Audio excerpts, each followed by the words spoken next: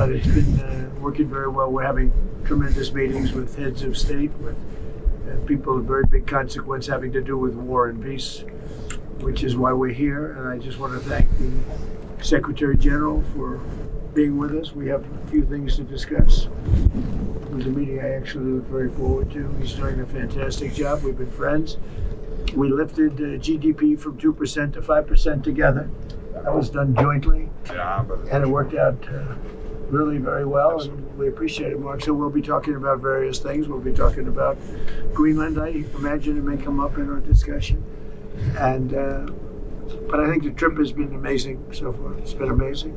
As you know, we're staying, and tomorrow we're doing something else having to do with the Board of Peace. We're getting tremendous acceptance of that. It's going to be great. So we'll see how that all works out, but we're doing that tomorrow.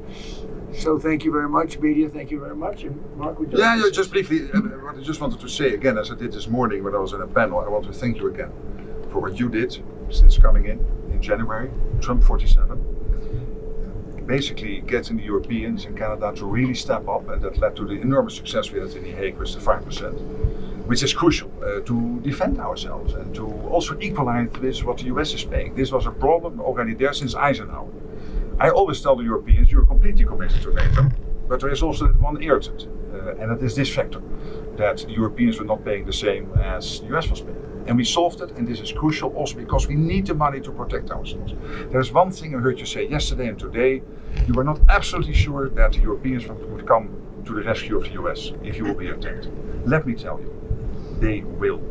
And they did in Afghanistan, as you know, for every American who paid the ultimate, for every 2 Americans who paid the ultimate price, there was 1 soldier from another NATO country who did not come back to his family. From the Netherlands, from Denmark, particularly from other countries.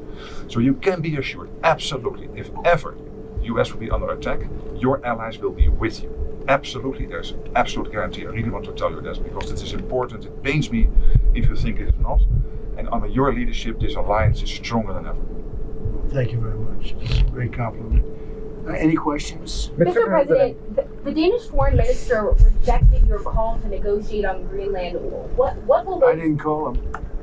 No, sorry. The Danish foreign minister rejected what you said in your speech that you were hoping to negotiate to acquire Greenland, essentially saying that this is not something that they are willing to discuss. So what will those negotiations Well, they look didn't like? tell me that, so when they tell me, because I don't like getting it secondhand, if he wants to tell me, he'll tell me that to my face. And when will you be discussing this? I have no idea. When you said you I'll would be discussing it with this man right here. Mr. President, He's frankly more important. Mr. President, when you said you would remember if Denmark did not agree to a deal on Greenland, what did you mean? What are the consequences? You'll have to figure that out for yourself. You're a smart guy. Mr. President, do you see a price for Greenland that's reasonable?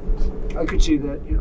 Like, how would you calculate I that? can see that, but there's a bigger price, and that's the price of safety and security and national security and international security, having to do with many of your countries. Mm-hmm. That's really the price, and that's the big price. And as you know, we're doing the Golden Dome. It's going to be very expensive, and it's better if we have Greenland than it is without. It's going to be safer. It's going to be stronger. It's going to be better for Europe, and it's going to be better for us. And so we'll see what happens. Any other question? What, is it reassuring to hear the NATO Secretary General say NATO will defend the United States if it comes under attack? Well, I hope that that's true.